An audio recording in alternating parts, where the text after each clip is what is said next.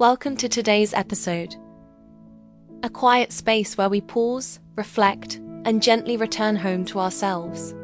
Today, we're talking about something simple in words, yet so challenging in practice. Learning to love yourself. It's a phrase we hear so often. But what does it actually mean? And how do you really do it? Especially in a world that often teaches you the opposite. What does it mean to love yourself? We're taught how to love others, to be kind, compassionate, generous. But how often were we ever taught to extend the same to ourselves? Self-love isn't selfish. It's not about arrogance. It's not about thinking you're better than everyone else. Self-love is a life skill. It's the ability to recognize your own worth, care for yourself with kindness, and treat yourself the way you would treat someone you deeply care about. Why is it so hard to love ourselves? Maybe you've caught yourself thinking, I'm not good enough. I always mess things up. I don't deserve happiness. If you've ever felt this way, you're not alone. Many of us grow up believing our value depends on achievements, approval, or pleasing others. We hustle to meet impossible standards, thinking that only then will we be worthy of love. But the harder we try to be enough, the more disconnected we feel from who we really are. Self-love is not a destination. It's a practice. You don't arrive at self-love overnight. There's no switch you flip or book you read that suddenly makes you love yourself. Self-love is a daily practice, a relationship you build with yourself, slowly and patiently. It begins with small things, listening to your feelings without judgment, saying no when something doesn't feel right, resting when you're tired, forgiving yourself for past mistakes, remembering that you don't have to be perfect to be lovable. How do you know you're not loving yourself? Sometimes we don't realize we've abandoned ourselves. Here are a few signs you might be disconnected from self-love. Constant self-criticism and negative self-talk. Always putting others first, to the point of burnout. Feeling unworthy of good things or success.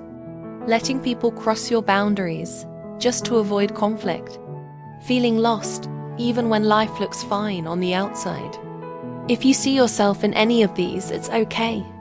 It just means your heart is asking to be held by you. To love yourself, start by knowing yourself. You cannot love what you don't understand. And you cannot love yourself if you've never truly spent time getting to know who you are. Ask yourself, when do I feel most like me? What has hurt me recently? What am I trying to prove and to whom? What am I afraid to feel? What brings me alive? Write, meditate, be still. Let your inner voice rise above the noise. That's where self-love begins.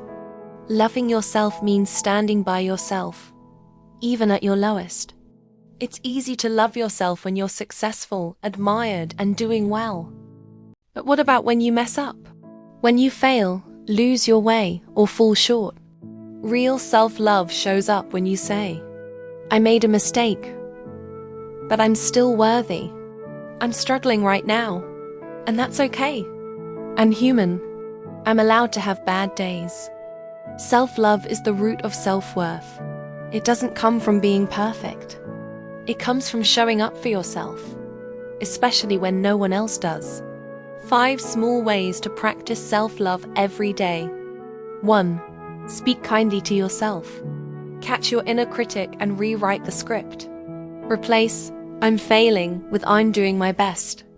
2. Listen to your body. Rest when you're tired. Eat when you're hungry.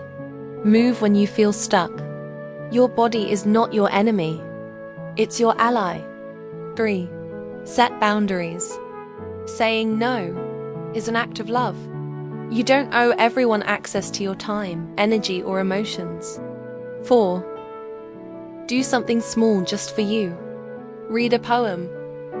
Light a candle. Go for a walk. You don't need a reason.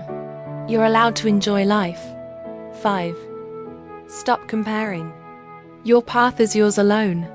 You don't need to be like anyone else. You just need to be real with yourself. Self-love isn't isolation. It's the foundation of healthy love for others. When you don't love yourself, you may seek love in ways that are conditional, anxious, or self-sacrificing. But when you love yourself fully, you can love others without losing yourself. You can give with balance. You can receive with openness. You can walk away when love becomes harm. Self-love doesn't make you distant. It makes your love deeper and cleaner. Coming home to yourself. Maybe you're in a tough place right now. Maybe you feel lost, unseen, tired of pretending you're okay. If that's you, take a breath. You're not broken. You're not behind. You're just finding your way back home, to yourself. Healing isn't linear. Loving yourself won't always feel easy. But every time you choose to pause, breathe, and show up with kindness, you are choosing love. And that choice, it changes everything. You are the only person who will be with you for the rest of your life. People will come and go, but the relationship you have with yourself is forever. So be patient. Be gentle. Be real. Tell yourself today, I am enough. I am still growing. I am worthy of love, starting with mine. Thank you for being here today.